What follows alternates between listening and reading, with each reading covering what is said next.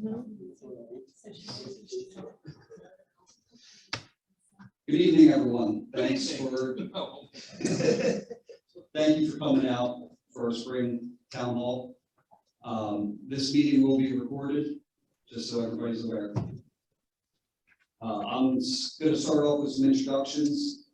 Joining us tonight via Zoom is Borough Manager Jamie Snyder. I'm Steve Fickard. I'm the Public Works Director and Electric Superintendent. Hi back there.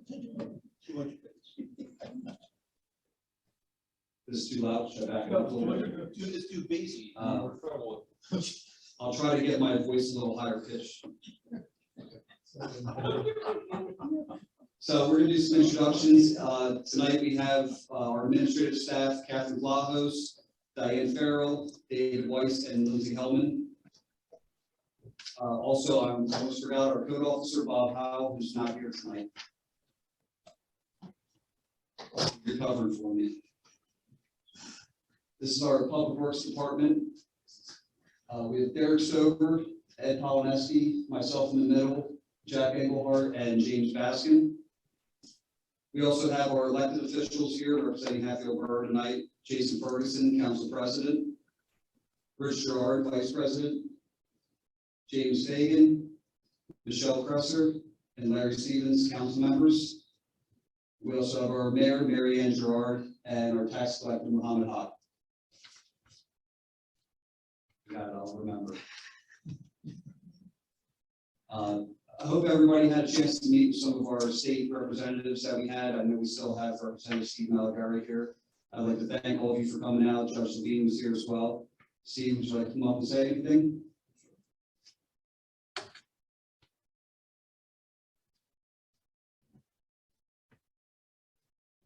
Thank you so much for having me this evening. I just wanted to first off say how wonderful it is to be back in Hatfield Borough. I come here a lot, but in this capacity. And I also wanted to say that with the help of Senator Maria Collette, we together as a collective body have been able to really help Hatfield Borough deliver a lot of grants coming back for infrastructure work.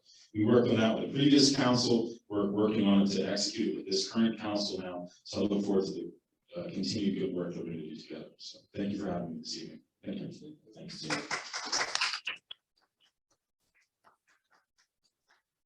Thank you, Steve. So I'll go over our agenda for tonight. We're going to do, I'm going to do an electric overview, a sewer overview.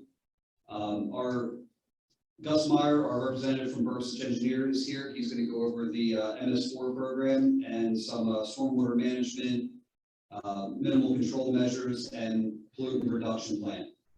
We're then going to turn it over to Manager Snyder, and she'll talk about the Liberty Bell Trail, the Borough Communications and Information Resources, 2022 Town Hall, and we're going to do a question and answer at the very end. So if you have any questions, please save them for the end. Skip over this one. I like this one better. So this is our Hatfield Borough electric system. Very brief, very not as detailed as it could be. So the topics we're going to go over today are going to be the history, the circuits of the system, primary and secondary power, the differences between the two, transformers, reclosers, sectionalizing fuses, street lights, ongoing problems, tree trimming, and customers' equipment.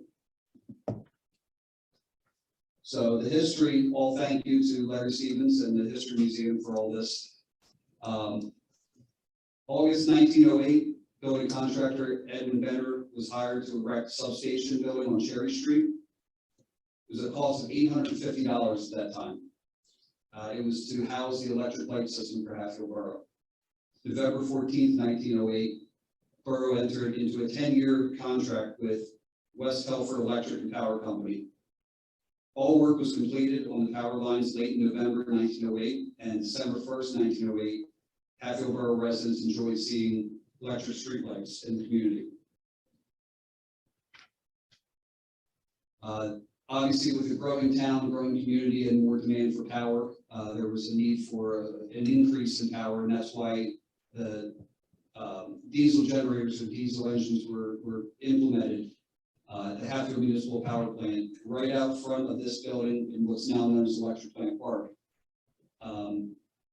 That was all started at, what do I have here, 15 minutes past noon on Monday, July 6, 1931.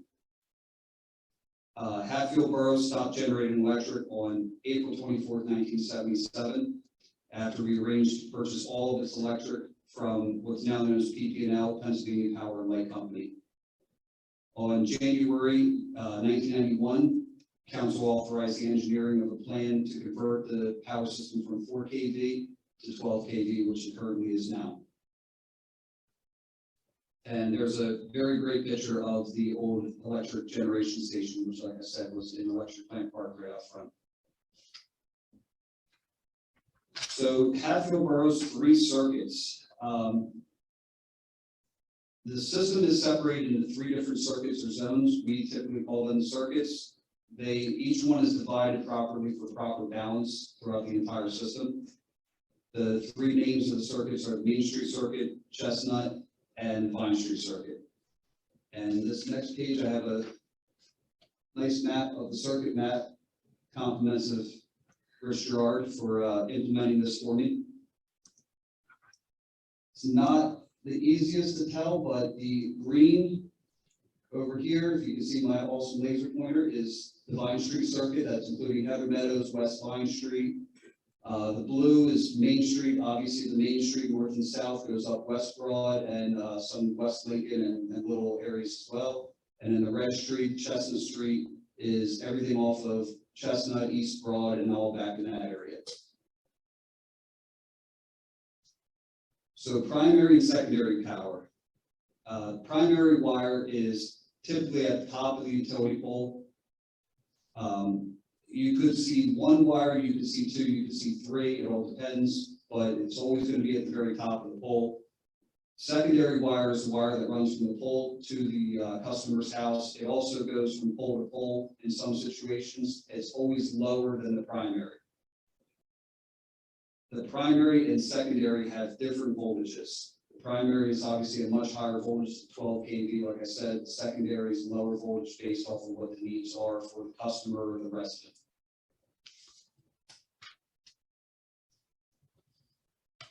So, little talk about transformers. There are obviously a lot of different types of transformers. For tonight, we're going to be talking about 2 different ones, pad mounts and pole mounts. Transformer takes the power from the primary and it basically reduces the power to the secondary voltage based on whatever the customer's needs are. The picture here to the left is a single-phase pad mount transformer, and the picture to the right is a single-phase pole mount transformer. The pole mount transformers are obviously mounted on the pole up in the air. There can be different configurations, like I said, based off the customer's needs. You typically would see a single-phase transformer in like a residential area servicing residential houses. A 3-phase transformer, which is what you see here to the right, is for more commercial and industrial areas. I think that covered that one. Just making sure. Everybody still awake? Okay, good. So the next one, we're talking about the pad mounts. Pad mount transformers, just like they say, it's transformer on a pad on the ground. They service areas that there's underground electric. So any kind of residential or any area that has underground electric, you're going to see pad mount transformers. Just like the pole mount transformers, they take primary voltage, reduce it down to the secondary voltage to whatever the customer's needs are in that area. And the picture here is a picture of a 3-phase transformer actually right out back of this building, servicing this building here. One of my favorite topics is reclosers. So reclosers are a protection device. The biggest thing is they protect PP&L from our system. If there was ever a fault on our system, it protects PP&L from the fault causing any issues on their system as well. The three main reclosers we have are on East Lambert Street over there by Beachville Nutrition and Mom's Water Ice. They're the three reclosers that protect each individual circuit. We have two other reclosers in other areas as well for optimal protection for ourselves.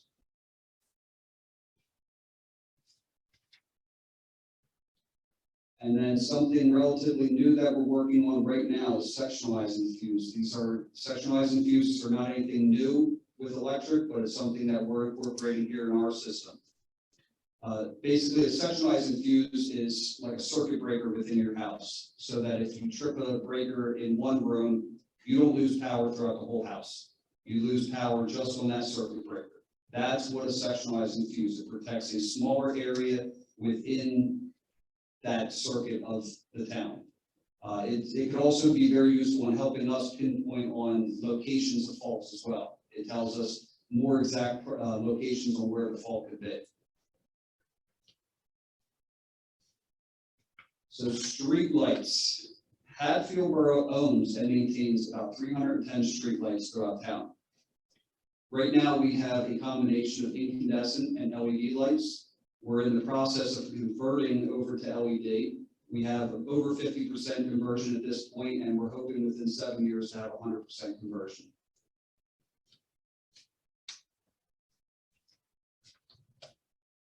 A lot of people might remember this. I believe this was October of last year. This was a fun day. So no matter how much time, money, effort you put into maintaining, upgrading your system, you're always going to have issues that cause outages that are beyond anybody's control. Vehicle accidents, natural disasters, animals, faulty equipment, trees and tree trimming. Speaking of trees and tree trimming, every year Hatfield Borough conducts tree trimming around our maintenance or our primary lines. We always try to maintain a 15-foot clearance around the primary lines. This is extremely productive in preventing unnecessary outages caused by tree branches. And the customer's equipment. So just like we have our own equipment, the residents, business owners, the customer has their own equipment as well. So they're not limited to, but most of the time it's including the attachment point or the house anchor, the house hook, the weatherhead, the service wire, and the meter pan. They're aware of that. Do you need to point anything out? Good. I hear silence. It's so quiet out there. Come on, have some fun. But that doesn't apply if it's underground because it's always the pole, correct? Yes, To keep the customers equipped. yes. So that's all I have on the electric portion. We're going to jump over to everybody's favorite topic of sewer. Once again, I like this slide better. So the topics we'll be covering for the sewer is the history again. Once again, thank you to Larry Stevens and the History Museum. I had to really cut what you gave me because that was way too much to put in this. Inflow and infiltration, also known as I&I, the customer's responsibilities, and the treatment itself. So Larry, stop me if I get anything wrong in the history. So, I didn't have this memorized, so I'm going to be looking down and reading this portion. So by the first week of 1960, the Imhoff trickling filter type sewer treatment plant was hooked up to the borough's electric system and officially in operation. In the early 70s, due to new standards set by the DER and other state and federal agencies, the borough was placed under a restraining order which prohibited any new connection to the sewer system until it was improved to meet new standards. In early 1974, Borough Council began looking at the possibility of phasing out the sewer plant and joining a regional sewer authority. It was estimated to cost about $3.9 million to expand the sewer plant facility to bring it into compliance, or $2.5 million to interconnect with Hatfield Township Municipal Authority. I don't feel like saying that a bunch of times today, so we're just going to call it HTMA. It was eventually decided to connect with HTMA, and by March 1989, the HTMA interconnection was completed and Hatfield Borough sewage treatment plant was abandoned. The borough continued, however, to own and maintain the sewer system as it does today. Inflow and infiltration. I love these pictures because they're so perfect. So the one on the right is just a perfect example of groundwater infiltrating the sewer pipe, and the one on the left is tree roots, which are nothing but a nightmare. But inflow and infiltration is anything unwanted entering the storm sewer.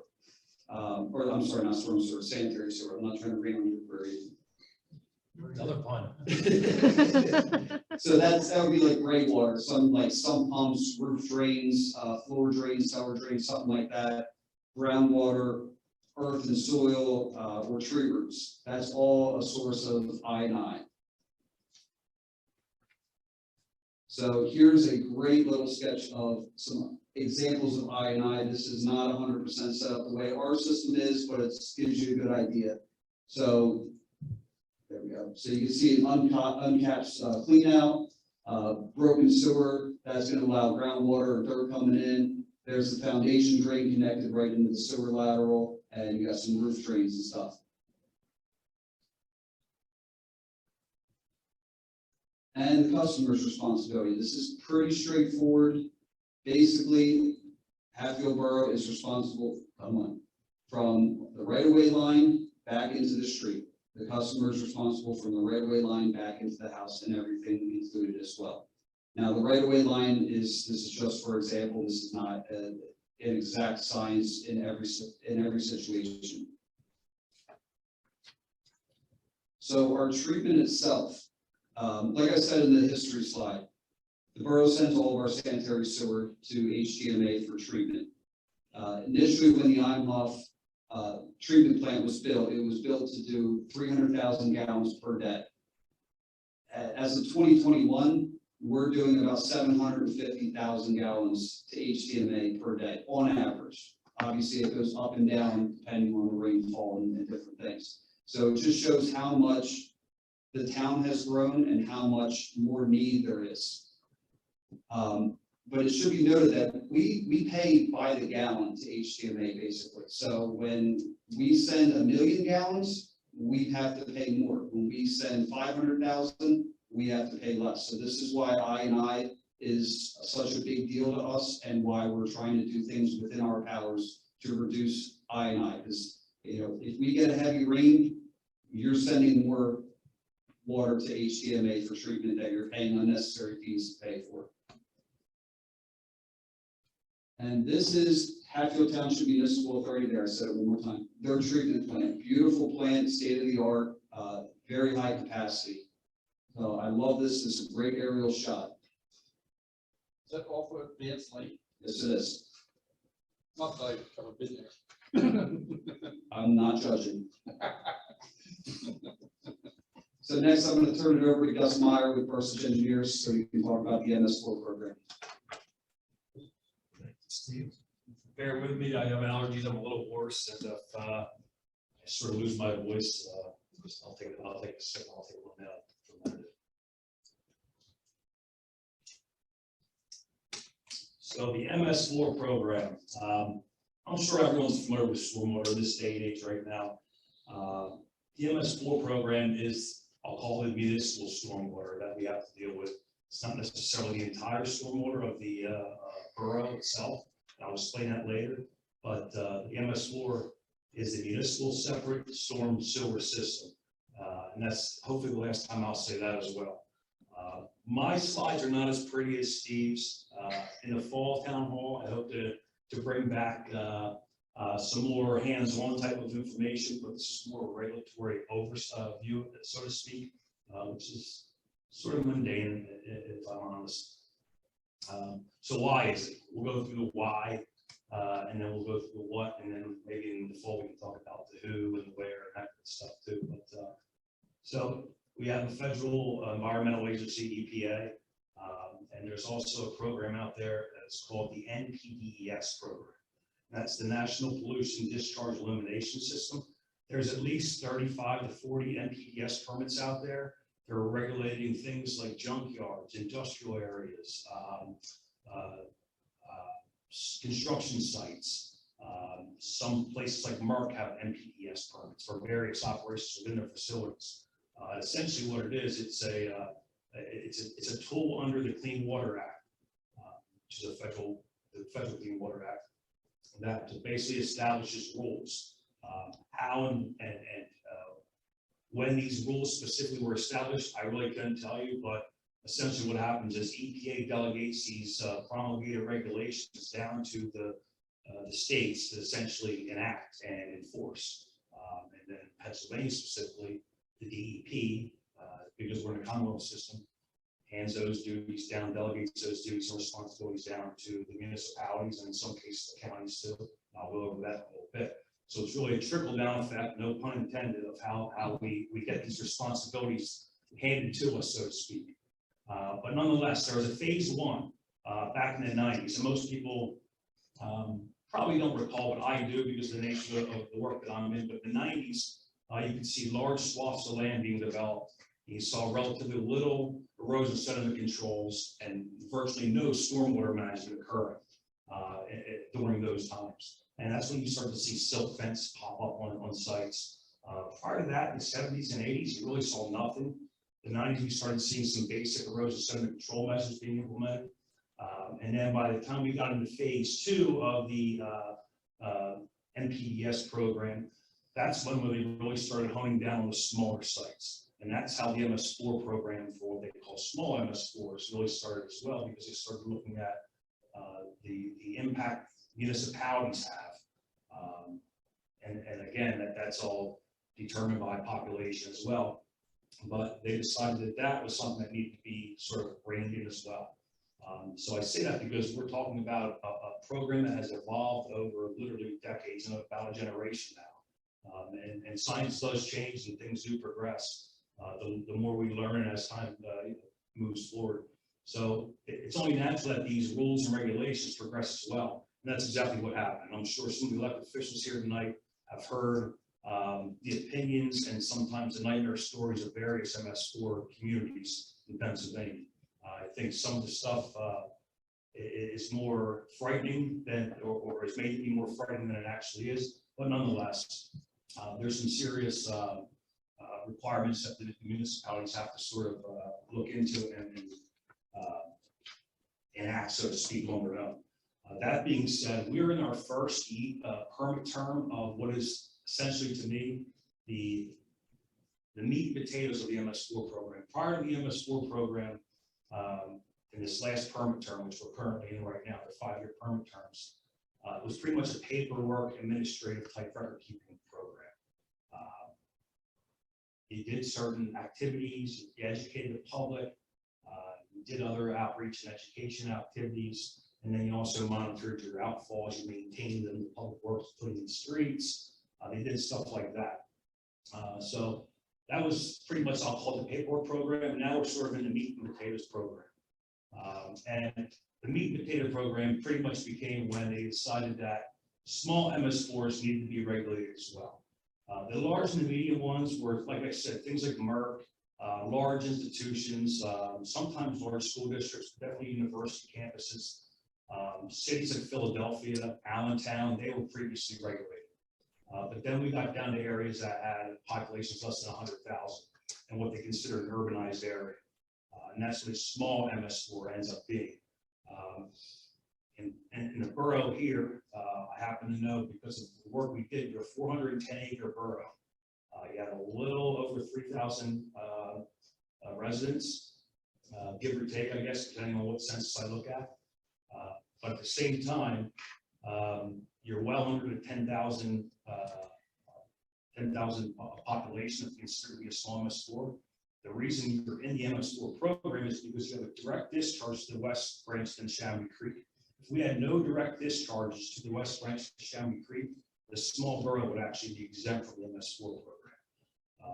But it's honestly, it's nothing you can change at this point. You have to change some of your small streams and how they discharge. That's just nature. That's why this relatively small borough is essentially regulated under the MS4 program. So basically what it is, and I went through this already, it's an urbanized area that has a population of 10,000 people or more. But in your case, you're an urbanized area with a direct discharge from the impaired stream, which I'll get into a little bit down the road here. Basically, I'll go into it briefly, but there are certain control measures, minimal control measures, there's 6 of those that have to be implemented as a result of the MS4 program. There's different levels of planning that are involved. They're all considered stormwater management planning, and if you look through this slideshow, you'll see nothing but alphabet soup as far as acronyms go. And it does get a little bit overwhelming, but that's just regulatory speaking itself. And I'll go into exactly what those minimum control measures are. And there's multiple BMPs, best management practices, under those minimal control measures. So it becomes a tongue twister to talk about it too often, but nonetheless, I'm going to walk through it. Might actually run through it because of the in-depth information I have here, which is by no means I want to go by each bullet point here, but it's just to give you an idea in case anyone wanted the printout of the slide itself. Has a little bit more in-depth information in it. So we have to develop a stormwater management program, and it's basically designed to reduce pollutants that are discharged to the stream. And those pollutants are dependent on the different analysis that DEP does throughout time. In this case here, we have a pollutant that is determined to be sediments and nutrients. We also have a pathogen element to our strategy for our stormwater management system here. And I'll discuss that exactly why that is in a slide or two as well. But again, it's dependent on the water quality of the surrounding watersheds.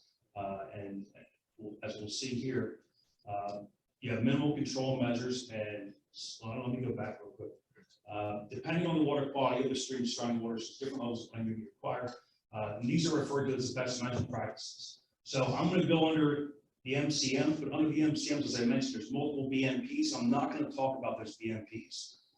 There's literally probably 24 BMPs, and they're very point specific on what they are. I'm going to hit the minimum control measures themselves. If anyone ever wanted to talk about the individual BMPs under those minimal control measures, we can do that. But anyway, it's very wordy, and it's almost redundant, some of the stuff we talk about as well under those BMPs. I'll hit a few of them specifically because I think they're relative to what we're talking about in general tonight. But in general, I'm going to skim through some. So the first one is public education and outreach, stormwater impacts. And that's basic, and it's probably was done previously for probably the last 2 or 3 permit terms. There's information on the website. There's information that's presented in the foyer downstairs. There's information that is provided to developers at pre-construction meetings. So there's various efforts that are made for public education and outreach. If I recall, does the borough still have a TV channel? I believe we should look at that. There's definitely information on there. I remember looking at it a few years ago. But there's even information on that. The DEP requires you to do something different every permit term. There's only so many ways you can do public education and outreach. Obviously, one of those is tonight as well through public meetings. So that's one of the minimum control measures, public education and outreach. The second one, which is related, is public involvement and participation. This as well would be public involvement and participation in the sense that there's a question and answer session at the end. But more to that point, there's the ability for residents to comment on stormwater management plans. And I say there's the ability. Anytime a plan is submitted to the borough, there's the ability for the public to make comment in a sense by attending a public meeting. It's not that there's closed doors meetings or anything like that. So in that sense, there is an ability always to have public comment involved as well. There's the ability, and this is sort of on a more direct regulatory route for a citizen to make a complaint, saying they saw an illicit discharge somewhere. I don't know who found the oil leak that morning, but we get those kind of calls once in a while, and that's part of the public involvement process. And citizens are aware, they know how to. We have a public complaint form on the website citizens can use. So, and it's not just that, there's other aspects of it too. And I suspect as this program evolves, and it will, that aspect will probably become as important as some of these other meat and potato aspects that I'll talk about shortly here.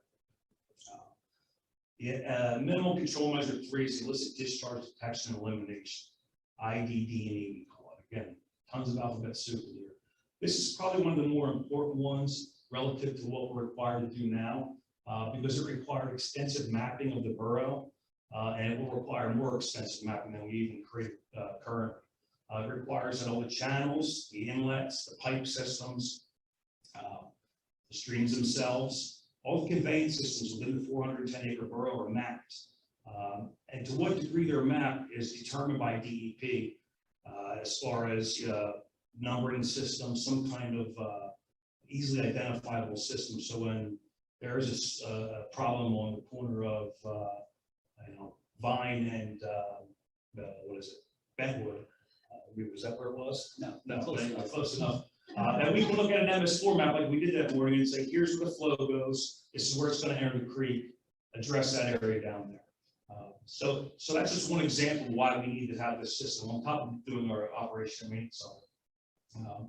But probably the most important part of all this is understanding what we can and can't take credit for, and I'll go through that when I look at the map at the very end. But as part of this illicit discharge detection elimination system, we essentially mapped out what the borough's storm system is and what it is not, which is as important as what it is. There's areas along Vine Street that, as many of you know, their backyards and even most of their front yards shut off into a stream, the stream that travels right down through here. And goes behind the Snyder townhome complex. That we actually parsed out and said this is not included in our system because there's no direct piping that the borough maintains that discharges to that stream. So what that allows us to do is to shrink in theory, and in practicality, our borough down by whatever that acreage is. And I'll show you that at the very end. But that's why it's important to have this map system out there so we understand exactly where the waters that are within the borough's boundaries flow. As importantly, what waters we receive from our neighboring township of Hatfield, which is actually pretty extensive. And I have to suspect that will be addressed in future regulations as well. But it's interesting how they sort of delineate through political boundaries what we're responsible for. But as we all know, water doesn't follow that. It follows topography, it follows distant channels. So that's a bit of a nuance in the program itself. But for now, we're dealing with the water that is generated within the borough itself, for lack of a better term. So part of the MCM or MCM3, the IB&D program, is also to go around and monitor outfalls. Basically, what we have to do is we have to conduct dry weather outfall screening. Basically, you wait for 3 days after the rain event has occurred, and you search your outfalls for illicit discharges. And just because you have a discharge of water doesn't mean it's illicit. You look for things like sheen, you smell for odor. If you know you have a history of discharges in a certain area already, maybe it's because there's an industry there. Maybe it's a car wash center, whatever it may be. If there's a history of discharges there, then you know you need maybe look with a little bit of a closer eye. But that's really I'll call it the first meat and potato part of the program, is when we're out looking down in a drain outlet and trying to assess whether or not there could be an illicit discharge here. That sort of leads into then the need to create BMPs and or implement other stormwater management practices. So those two factors, the mapping and then actually using the mapping to detect and eliminate any potential illicit discharges is I'll say the core function of the program, so to speak. There's a lot of things you need to do to sort of attain that broader goal, if you will. Construction site stormwater management. This in the next BMP, MCM, we'll talk about. It's largely conducted by the conservation districts and or DEP.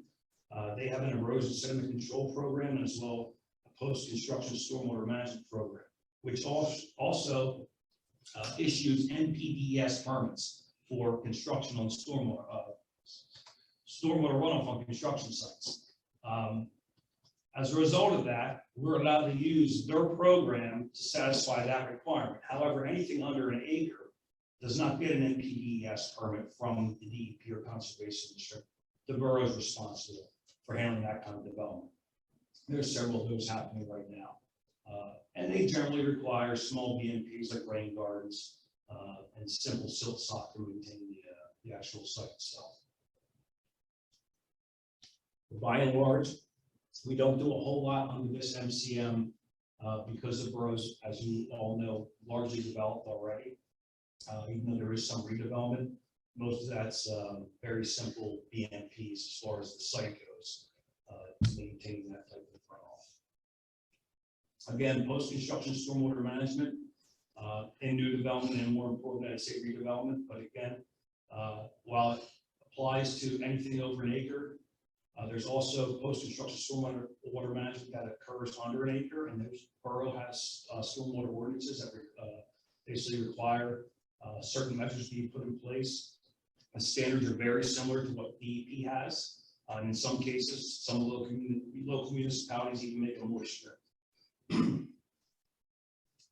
And again, that's largely assisted by the conservation district. Even if we have a site that's under an acre and it's not compliant, we would still call someone from DEP and the conservation district if that's the last resort we had to get to. And that's pretty much where you bring someone out and saying we need to enforce the regulations on them in some capacity. So last but not least is pollution prevention and good housekeeping. This is an interesting one in my estimation. It requires a lot of internal paperwork, as Steve's realized. They want a operation and maintenance plan for all the borough-owned facilities, as well as all the borough-owned equipment. They want all the staff trained on that borough-owned equipment and facilities, as far as how things get operated and maintained relative to the stormwater system. Steve has to do that, I'm sure, for safety and 5 other reasons, but now they also want borough staff to be trained on that type of maintenance and operation relative to keeping the borough-owned facilities, any stormwater discharges from the public works area. That includes salt being covered, which may seem pretty basic, but it's important if you're near a stormwater discharge or an inlet. So there's a lot to do behind that. I say that because that's part of the administrative process that was always there. Now they sort of want to see a training program be implemented. They want to have a record of it, that kind of thing. Doesn't have to be on a continual basis, like an annual meeting, that kind of thing. But what I've always said to Steve is, I've worked with Steve for a while now. I mean, I think Steve, and I think I do now, it's a 410-acre borough. I think we know where every pipe inlet is by heart, you know. I mean, they would come down and quiz us all tomorrow. I think we pass with flying colors. Do we have it all written in documentation the way they want it? Probably not. But that's part of the process we're in right now. We have a good draft document that's always evolving. Maybe it'll always be draft, but at this point, we have, I think, everything we need to ensure that the staff knows what they're doing. Overall, like I said, there's never been any issues as far as I saw as anyone not, acting appropriately down here or earlier. So under MCM 6, like I mentioned, there's all types of different planning that has to be done, or training that needs to be done.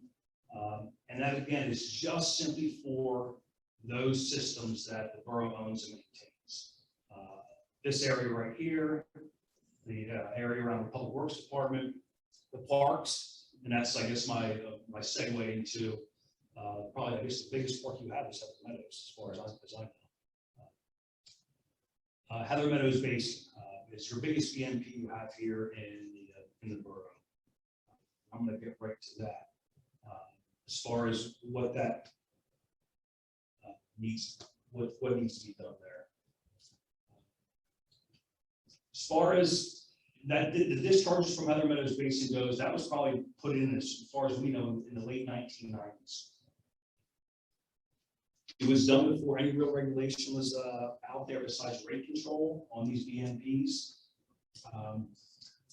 And as a result of that, it's probably largely the reason that we don't have a TMDL in the West Branch and the Chamonix Creek. What I'm going to talk about next is these different type of plannings that need to be done. But before I get to that, I'm going to explain that the west branch of Chamonix Creek probably runs through the borough for less than a half a mile, maybe.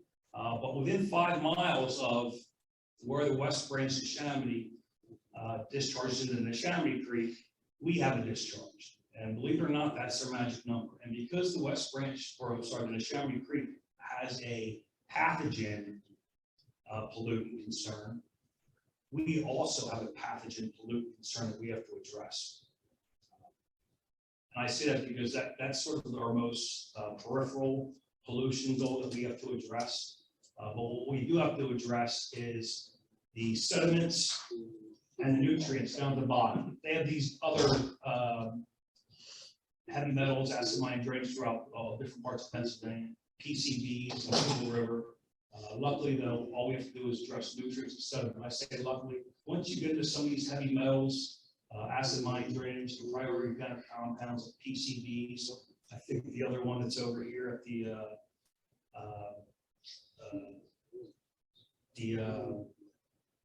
airstrip over here. What is it? The National Guard place over here. There's a PFOAs is the newest one. Forget what exactly your facility is over there. Once you get into those kind of pollutants, you're on the order of hundreds of thousands of dollars to plan to try and treat this type of pollution with that if it shows up in your waters. And I'm sure at that point there's some type of federal assistance involved. But that's not what we have to do. We have to address nutrients and sediment and stormwater. And I say that because we have a large stormwater basin that controls roughly 30 acres of drainage in the borough already. That's probably well ahead of its time, the way it's been operated and maintained. And that's a credit to the borough's Public Works Department over the many decades that's been in existence. DEP was super surprised to see what a great basin that was for what a rudimentary design it was in the early 90s. As a result of that, we're able to take good credits. I talked about the credit we're able to take when we can disclude areas from being involved in the borough's watershed, so to speak. The Heather Meadows Basin gives us a credit because it's been maintained so effectively on reducing what we call the existing pollutant load. And moving forward, we're going to work more with the Heather Meadows Basin. Specifically, this is the chart that DEP gave and said this is the nutrients that you need to address. I questioned them why we had to address the Chamonix Creek's issues. It was because of that, because that we're within 5 miles, which is unbeknownst to me. Someone told me that, I believe them. Never questioned them past that, they work for DEP. But that being said, it's relatively little work that has to be done for pathogen reductions. I'm talking to Steve, maybe it's too many geese up at the Heather Meadows Pond once in a while. Other than that, I really don't know what it is. And I'll just say this program gets so specific where they require the township and the borough and or municipality, cities and whatever it may be to adopt ordinances that require I don't want to say a ban, but essentially outlawing anyone allowing their dogs and or animals to leave waste without being picked up. And that's how specific they believe that pathogens can enter the storm system.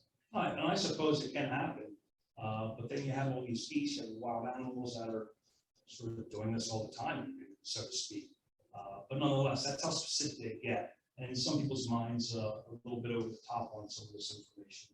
But there is actually a requirement in there to adopt an ordinance that bans the leaving of animal waste unpicked up, so to speak.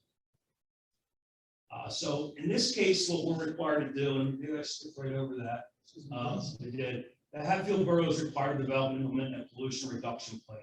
You recall back here, I said there's several different types of plans. And then what we have there is pollution reduction plans. We have pollutant control measures. We have TMDLs. I skipped over that part of the TMDLs, but that is what the Chamonix Creek has, the TMDL. That's not what you want to get into. That's what the Chesapeake Bay has. That's basically a water pollution diet that says you can put no more pollutants than this in this water, and if you do, there's serious consequences for that. Apparently that occurs in the Chamonix Creek, but that's the highest level of regulatory restriction you can get for discharges to a water body. As I said, because we're dealing with sediments and nutrients, we have to deal with what they call a pollution reduction plan, PRP. And what that does is essentially addresses the nutrients, the nitrogen, the phosphorus, and sediments that are being generated from the borough. Essentially, DEP has a methodology that calculates how much nutrient sediment is being generated from the borough. And it's based off of impervious surfaces and non-impervious surfaces. That gives you a calculation on what this pollution contribution rate is. That formula, I think, has been right through the coals. It's been through so many different boards. It basically stems from the Chesapeake Bay program, if you're familiar with that at all, which is probably one of the country's largest watershed-wide rehabilitation attempts anyway. But there's been a lot of science behind it, and because Pennsylvania is a large state, you have to pick your numbers somewhere, and without saying they're valid or not, the numbers are given to us, and we use those numbers without really questioning those numbers. I think we do internally some days, but nonetheless, the numbers we have to use. Sediment must be reduced by a total of 10% with a permanent life of 5 years. Nutrients of concern are required to be reduced by 5%. So essentially what they believe is that if you reduce nutrient or sediment by 10%, you're also, by default, reducing nutrients by 5%. So our goal is to reduce sediment of 10% over the life of 5 years, which is the MS4 permit term. As I mentioned, a pollutant load must be calculated in order to provide a baseline for the reduction value. Again, those numbers are calculated over years and years of trial and error studies. Different groups have been involved. Everybody from Penn State down to people at politicians in Washington, D.C. have looked at this information. I believe the last study I saw said that it was in draft form, still in draft form after 12 years. Like I said, I'm sure it will change again. I think Bob had a question. Say that again? I think Bob had a question. He had a question for you. Okay. Talking about storm sewage, grab runoffs and stuff, stormwater. That there, why couldn't there be something like fines for people putting their grass trimmings in the street, leaves in the street, and you're not supposed to a different degree trash off their property? They have to pay a fine for doing that. But that's going down to the breaks with the storm sewage. That could be done. I work for another township who actually does do that. They have an ordinance that disallows that. You shoot your lawnmowers onto the sidewalk, the next day, typically you have a notice or a fine. It's not popular, but they do it.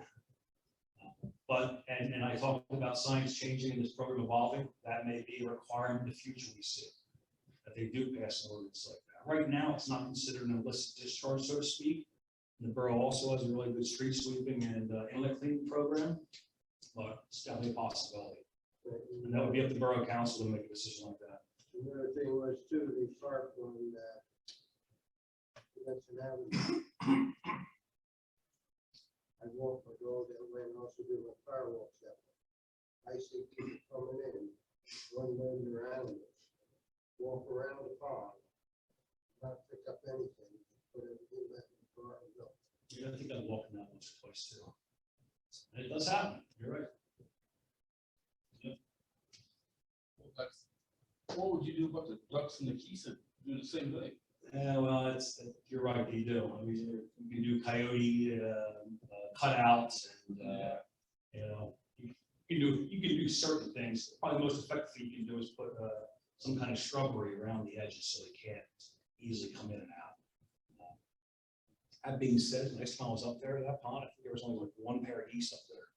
But ducks and geese happen to have wings and they're known to fly. Well, they can, you're right. They tend to migrate. So I'll get back to this here, just real quick then. The BMPs that we decide to use after these existing pollutant loads are calculated, also are assigned values. So DEP tells us like, hey, this is how much pollution you're generating based off of these values that we've calculated over years of studies. And here's how effective these BMPs that you could use to reduce those pollutants are. So we have a menu, so to speak. And I mentioned the Heather Meadows Basin, because it's kept in such good shape, we were able to take a 60% reduction in the nutrients and sediment that were generated from that watershed, all the land that comes into that basin, because it was kept in such good shape over the years. So we look at those BMPs and decide, well, what can we do? They can be structural and non-structural. They can be things like an actual basin that's structural, and they can be a practice like street sweeping. That's not really structural, it's a human activity. And that's probably the most extreme example of a structural versus non-structural BMP or best management practice. Borough does do street sweeping and inlet cleaning. We've calculated it using DEP standard values. We get virtually no credit for doing it.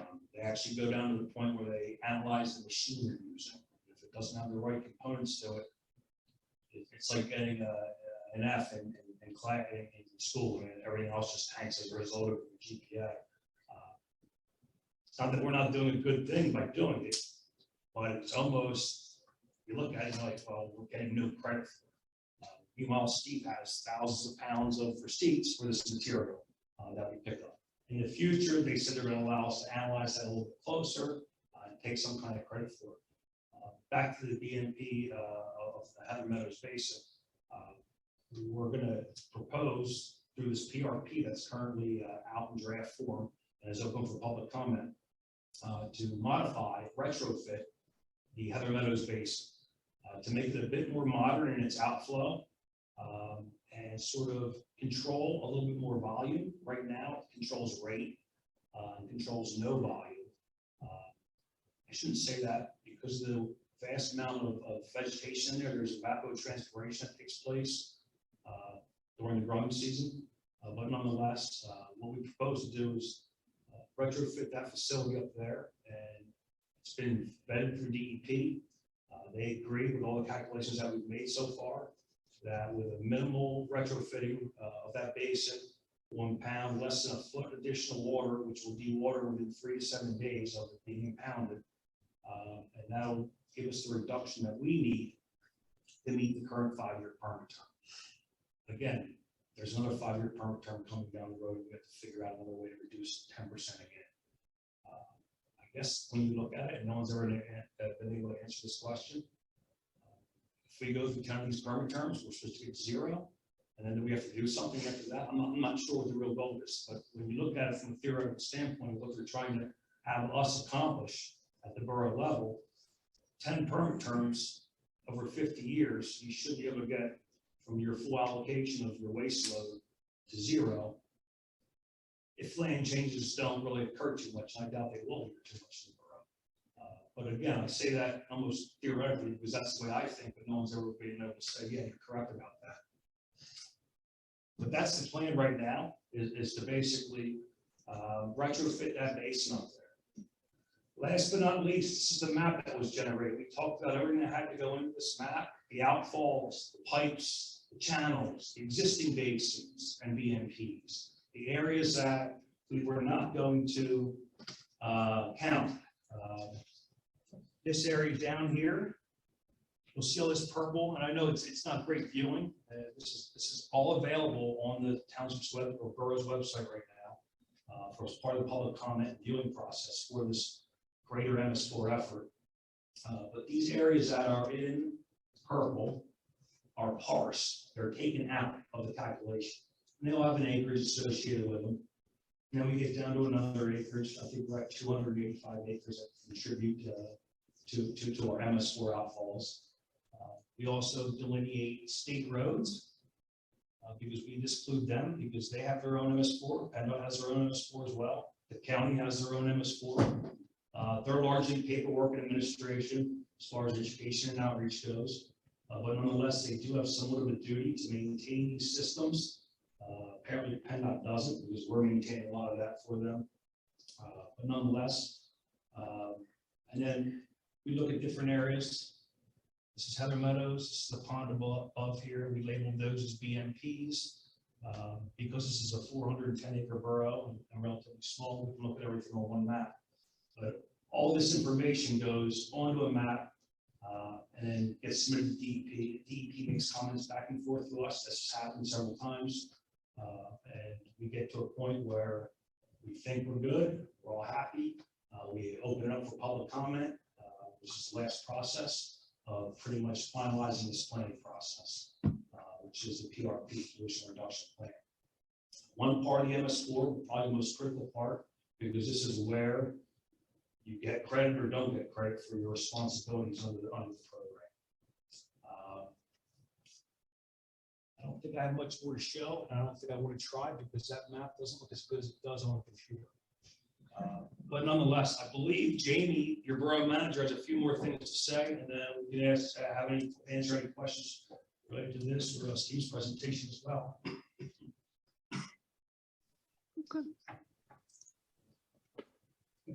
Thank you, Gus. And thank you, Steve, for the introduction earlier. I am Jamie Snyder, the Hatfield Borough Manager. I thank everyone for coming out this evening and also understanding and being flexible that unfortunately I have to participate via Zoom this evening. So this evening, I want to talk a little bit about the Liberty Bell Trail feasibility study report that was completed by Micro Baker International out of Fort Washington. Next slide, please.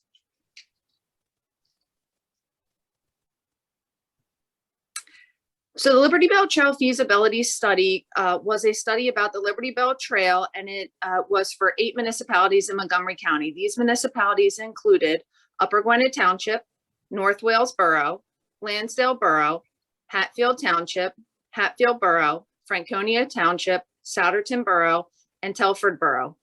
Our 8 municipalities, in cooperation with the PA Environmental Council and Michael Baker, worked on this feasibility study. And the idea of this study is to understand what connections can be made from Upper Gwinnett through Telford Borough through the Liberty Bell Trail. What connections are valuable, how we want to see residents walk the trail, where we want to see stopping points at. This is all addressed in this feasibility study through Michael Baker.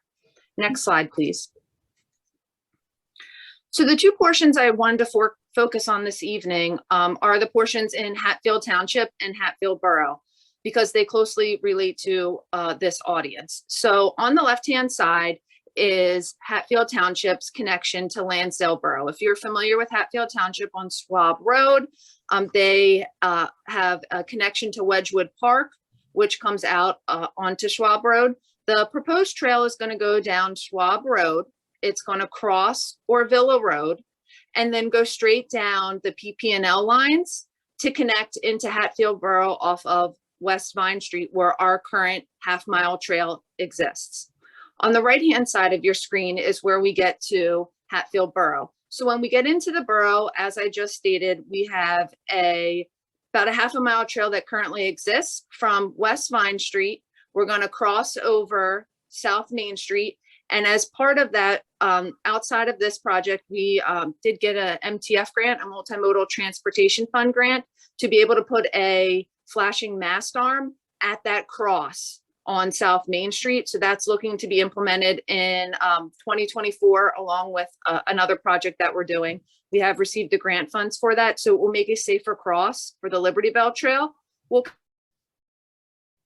down to East Lincoln Avenue and into Liberty Bell Plaza. That's where we pick up on the right-hand side of your screen on East Broad Street. The proposed trail from Michael Baker will go up East Broad to the intersection at North Market.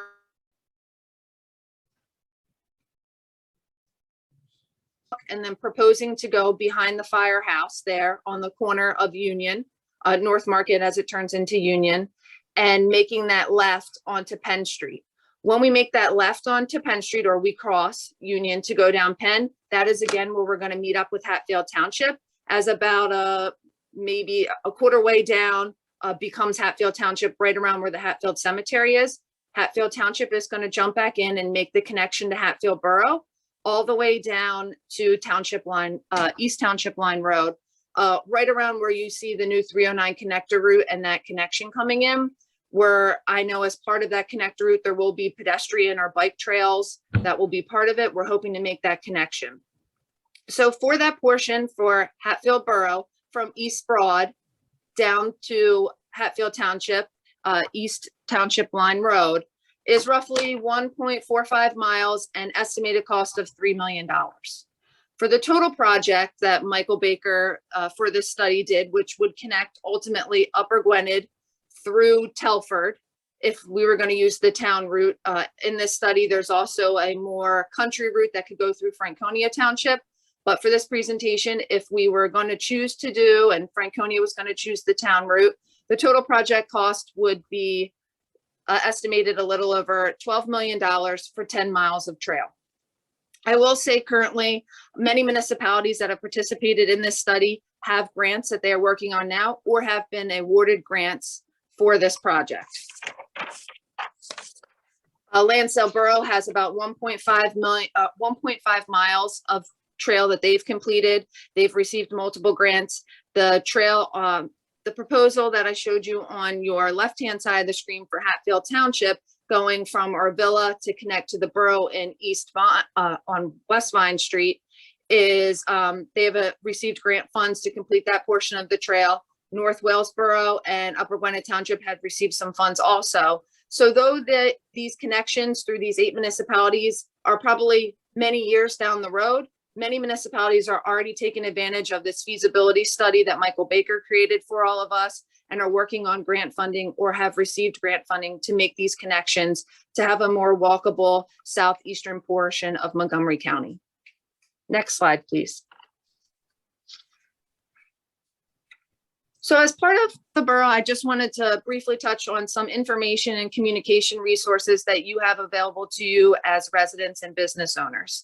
So Hatfield Borough uses a wide variety of social media platforms, including Facebook, Twitter, Instagram, YouTube, and we also have 2 PEG channels, one on Comcast and one on Verizon. They're Comcast channel 22 and Verizon channel 24. I would also like to note that if you are unable to attend any council meetings, we do record those and they are placed on our YouTube channel, and you can easily just search in YouTube Hatfield Borough PA and you'll be able to come to our YouTube channel where you'll be able to watch all of our public meetings, including council and planning commission. Some other information resources that we have available for you is Hatfield Borough residents and business owners receive 4 newsletters yearly. You receive 2 newsletters through the Indian Valley Today. This newsletter includes Hatfield Borough, but it also includes municipalities in the Indian Valley area, such as Souderton, Telford, Franconia, Lower Salford. And this is produced by the Indian Valley Chamber of Commerce, which Hatfield Borough is a proud member of and also a board member of. Moving on to our personal informer, as you can see, that's going to be on your left-hand side of the screen. This is our new updated Borough Informer. Hatfield Borough has worked really hard over the last several years and specifically several months to be able to provide Hatfield Borough residents with a new updated Borough Informer. This Borough Informer is currently going to the printer, and you should have your first edition over the next several weeks delivered to your home or business. This Informer is going to have a little bit of different look. We're trying more of a magazine. So what we want to see is we're still providing you with the same information. We'll provide you, an introduction to your new council members and mayor and tax collector. We'll be providing you little tidbits of businesses, maybe some articles about, hometown businesses that have been around the area for a long time. Larry Stevens and the Hatfield Historical Society is going to have an article in this newsletter.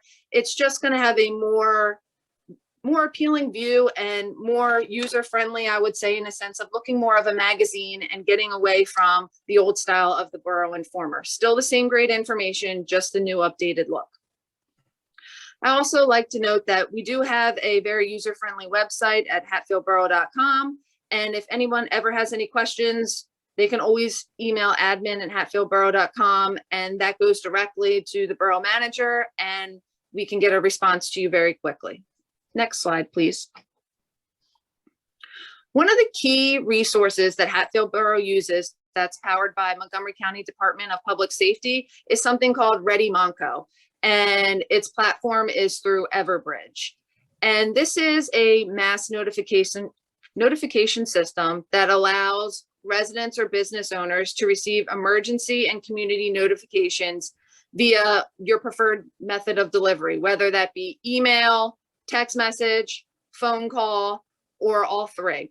So all you have to do, and to me, it's easier to just search in Google, Ready Monco, Montgomery County, PA.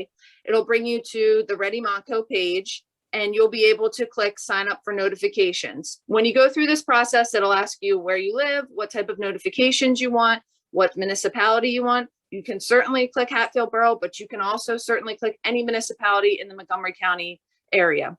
You can receive weather alerts, emergency alerts, anything that that municipality and or the county would put out, you can receive through your preferred method of delivery. When you're signing up, there is a YouTube video that can walk you through the steps of signing up that I found very helpful if it seemed to get a little confusing. But also the borough is a great resource. Feel free to reach out and we'd be okay and ready to walk you through the process of signing you up for Ready Monco. I will just make note that the borough does use this notification system a lot. We did have a planned power outage last month. This went out over this Ready Monco system. If there are road closures, if we have a power outage for any unplanned reason, any emergency alerts, same with when Ida came through town, any of those things, we do put mass communications out through Ready Monco, which is through the Department of Public Safety. So if you have a chance to sign up for those notifications, it's just another way to be able to stay on top of things that are happening in Hatfield Borough, especially emergency alert notifications. Next slide, please. I wanted to briefly touch on the 2022 Fall Town Hall. So Hatfield Borough and Council and Mayor are very committed to being transparent and open about the process in Hatfield Borough and everything that's going on. And another way that we've decided to continue to do that is to be able to provide town halls such as tonight, and we will be providing one in the fall. We estimate October, November. We are still working on a finalized date for that. During that town hall meeting, we will be discussing the 2021 and 2022 project recaps and updates. There are some projects that flow over into 2022 that were started in 2021. We will talk about all those projects, and we will specifically be doing a deep dive into the North Main Street, East and West Broad Street sanitary sewer and storm sewer project. This project is very large and it's going to take up the majority of 2023, projected to start in April of 2023, and it's going to affect North Main Street, East and West Broad Street. We will do a deep dive into that, and hopefully we'll be able to have our engineers partake in that meeting as well, so we can answer any questions, as there will be traffic questions. We will be partnering with North Penn Water on this project for water main replacements, and just so everybody is very well prepared to move into 2023. Public Works Director Steve Fickert will also talk about his 5-year road projects plan and where we see this moving forward and any big projects that we see in the pipeline for Hatfield Borough. Since the fall and the end of the year will be coming up, we will be talking briefly about our 2023 budget process and where we are at that phase when we have the town hall. And of course, we will answer any questions that anybody brings to the table for those topics for the fall town hall. Next slide, please. So right now I'm going to pass it back to Steve Fickert, Public Works Director, and anyone in attendance is able to ask any questions that they have. So thank you for attending this evening. We appreciate your participation.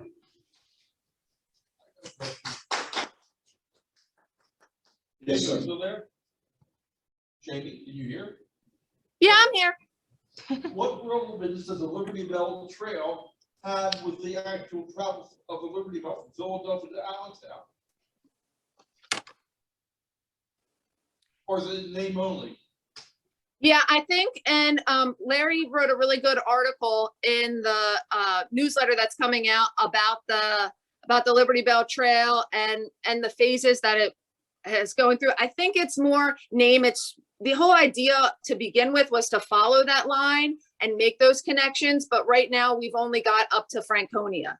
I know when we first started talking about the Liberty Bell Trail, we actually started moving more towards Quakertown, up that area. But right now, as part of this study, we've only got to Franconia. I don't know when we get past Franconia, if we will continue up and talk into making a connection from Souderton to Percy and Percy to Quakertown, Quakertown to the Lehigh Valley. If that's the overall trail plan for Pennsylvania, I'm not 100% sure. Just right now, the feasibility study that we did just focused on the southeastern portion of Montgomery County.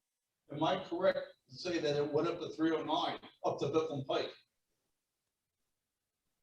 The The Liberty Bell, when they took it from that, up to Allentown, it went up to 309, correct, Barry? No.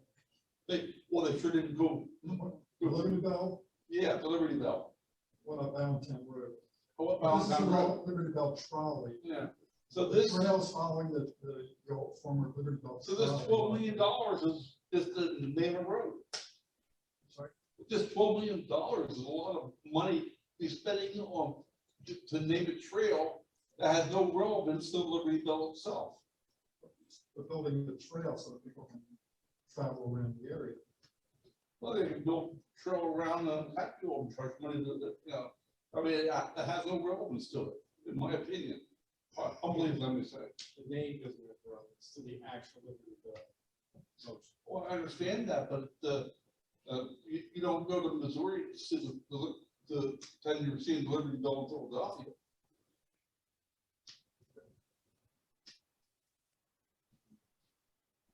That's all. Any other questions? About that. About anything? Yeah, I do. Sure. Outside my house, there's a pole, a power pole. Yes. And when I put my service in, everything was fine, but then the truck came by and pulled it down or whatever, and there's a big freaking hole in that pole outside my house. I understand you guys have nothing to do with it, belongs to somebody else, is that correct? The pole itself? Yes. It depends. There's in Hatfield Borough, there's poles owned by the borough itself. There's also poles owned by Verizon. We kind of share space back and forth I on understand it was a connections. Verizon pole, but, well, the truck, I guess the guy wire pulled out the eye bolt in the pole and made a big old gap in that thing. Okay. And I'm just worried it's gonna fall over sometime into my house, in the street, somebody else's house. Well, if you'd like, I have a stack of my cards up here. If you want to take one, you can send me an email or a phone call, and I'd be happy to come out and take a look at it. Okay. The first step would be identifying if it's a borough-owned pole or Verizon. Well, I think you were out there when I put my underground service in, Okay. and we had talked over you. I don't know if it was your, you said somebody said it was a Verizon pole. Okay. And it's like pulling nails or pulling teeth to get them to do anything. No comment. Is anybody here from Verizon? This meeting is being recorded. Hey, let's call it what it is. Any other questions? Yes, I understand that, as far as paying the electric bill. Now, is the money that goes in, does it go into a bank account that's interest bearing account? You're getting above my pay grade on this one? That would be the tax collector, correct? No. No. I'm just saying that I prepay my electric for about a year or so. Sure. And then I don't get a bill, I get a balance come back to me. Right. And if it's an interest bearing account, maybe you could advertise this to other people in the borough that would like to do that and take whatever interest and put it toward a better audio video system. What's wrong with that? It's definitely something we could look into going into the budget process for next year. Are you really gonna look into it? Am I? Yeah. Personally, if you want an honest answer, I will not be. But it's something that the borough manager and the council members we can definitely look into. I'm Rich Duarte, one of the borough council members. Okay. And I'm familiar with the financing of the borough and their accounts. There's two types of accounts the borough has. There are what they call non-interest bearing accounts and interest bearing accounts. The non-interest bearing accounts are usually the accounts for payments for water, the electric, taxes, things like that. Okay. That's for short-term, money. If we need, like, you pay your bill and if we have to pay the electric company or portion, okay? So those do not earn interest. Excess funds that we have are put into the investment accounts, which are interest bearing. So that's like if we get money for a grant and we're not going to be using it right away, that gets invested and we earn some money on that. So just so you're aware. Well, I think the better use is if we could get people to pay the delinquencies, and use that'd be Well, a I better don't- source of funds. I don't know. A few people who might pay up front. am I a rare case that I prepay? So we could ask When you Dave, say you know that prepay. better. So do we have a lot of people that pay their electricity up front and have a Credit balance, one, credit balance on well, the card? not a majority, maybe I was to less than 5%. So it's not that much. What's up? What's that? I'm 5%. That's right. No, because I hate it. The other thing is, Yeah. the way the interest rates are now at the banks, Wouldn't be. when it would take Yes. probably 10 or 15 years to have enough. Well, yeah, money. you've heard the Fed just raised, it, right? Well, yeah, but still, it's, Yeah. there's nothing. Oh, you see, now what you're saying about it, any money that's over, you pay the bill out of the funds, and what's left over, you can go slide it over to the interest bearing account, those need to pay that. Well, that can't be done like that. Illegal? No, not illegal, but every time we make a transfer from the accounts that are non-interest bearing to the interest bearing accounts, it has to be a certain amount above, and it has to be approved through borough council, because we just can't transfer money back and forth like I do on my computer. that. We're not a borough. A little tougher on us, isn't it? How else can I aggravate people? No, but if you notice, we do issue resolutions in that for the kind of, those kind of transfers, so it has to be all public. The public has to be well overdue. Well, I thought it'd be nice if you get interest off that, if you can make it, and put it toward a good. Yeah, to your point, it's not that we can't make some money off it. The question is that the money is very small in comparison, even for a small borough budget, so it's, the question is be more hassle, but we can definitely take a look at it and see, if we were doing. And I propose to name the borough of Mayberry, bring back Mayberry. We'll get tourists in here. With my opinion, Hatfield is the place where businesses come to die. Hopefully, not, but, all right. Okay, well, you're. I'm waiting for any other questions.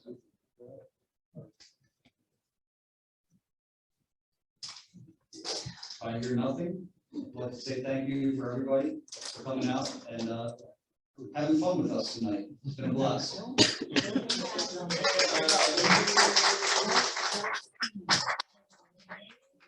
Jamie, if you can hear me, Steve said he enjoyed giving the presentation so much this time, he wants to do it again in the